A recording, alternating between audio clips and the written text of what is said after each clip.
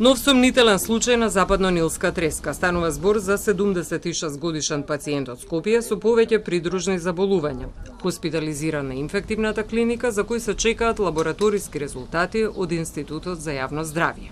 Како е потврдено дека има воспаление на мозок и мозочни обвивки од вирусно потекло и позитивна серологија од серум на Вест Найл вирусот, така што и тој случај се смета дека е суспектен, но за да се докаже невроинвазивната форма, ни требаат дополнителни исследувања од цереброспиналната течност.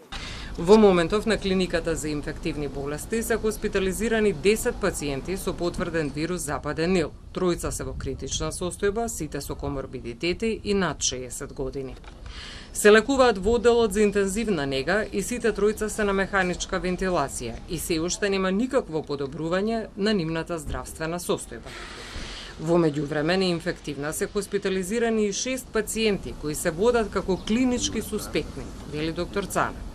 Иако кај нив со PCR технологија резултатите се негативни, но PCR технологијата не е златен стандард кај невроинвазивната форма на Вест Најлот, така што ние уште тие пациенти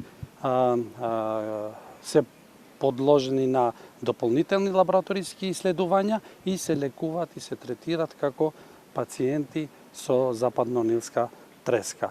Според Министерството за здравство, заклучно со 30 јули 2026 година, во државата се потврдени вкупно 13 случаи на западно-нилска треска. Додека за 7 кои се суспектни се чекаат резултати од дополнителни лабораториски испитувања.